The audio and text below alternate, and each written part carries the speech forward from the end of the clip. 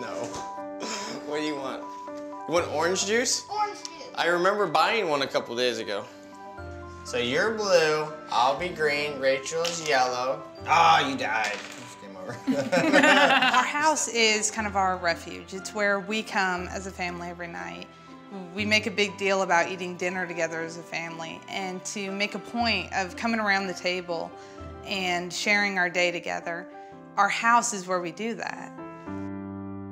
The primary reason we wanted to think about moving and getting into a bigger house was because we're planning on growing our family a little bit. We found out in January that I was pregnant with Sadie. You know, we've already got 2 girls and it's a 3-bedroom house. And another big reason is that it's not really set up for a wheelchair. At the end of the day, as much as Joe does, he's wore out.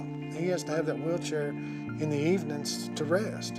And his house wasn't set up for a disabled person. All the doors are too small. I hit my knuckles as I go into each room. The bathroom door was completely inaccessible, the bathroom, so we actually had to take the bathroom door off. And I'm gouging out the wood of the door jambs. Like, a lot of the stuff in the kitchen's out of reach. And being in a wheelchair, I can't get most things. I destroy all the doors, all the jams. I've tore this thing off the wall numerous times, so I had to screw it back on and fix it up. The house is complete, all the exits are covered in stairs. So when my kids are out in the backyard playing and my leg is still sore, injured from walking around, I won't be able to go out there. And once we started realizing that this house won't work for us much longer, that's why we started thinking about building someplace, paying for it ourselves. How was school, Mel? Good. Green. You got green today? Yay! I was already in talks with Jaron. We're looking at buying property, just property.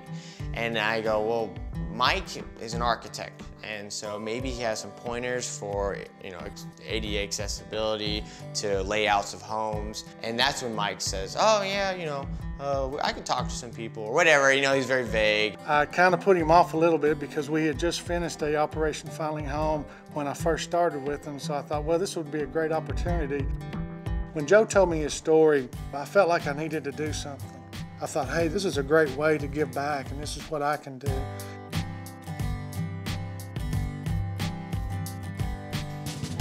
Meantime, Joe was asking me about every other Sunday about, hey, can you get to me now? I said, no, Joe, I can't get to you now. We got to put it off. Kept it a secret for a long time. They worked with my wife behind the scenes. She was kind of filling out paperwork and doing things without me really knowing. I knew very little, but I knew a lot more than he did.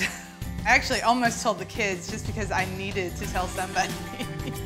But I knew that they are even worse at keeping a secret than I am.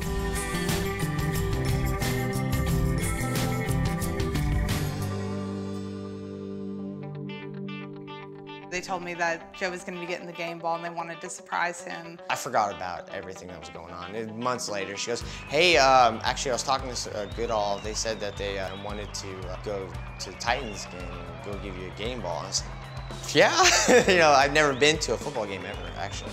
It was a huge rainstorm that day. We got drenched. It was during the summer, it was a preseason game, so it was a lot of fun though. We're warm, but just completely covered. And I was getting ready to leave the field because I wanted to dry off. I'm gonna get my kids out of the rain. And they go, hold on, there's one more thing. Representatives from local home builder Goodall Homes, LP Building Products, and Operation Finally Home have joined the family on the field.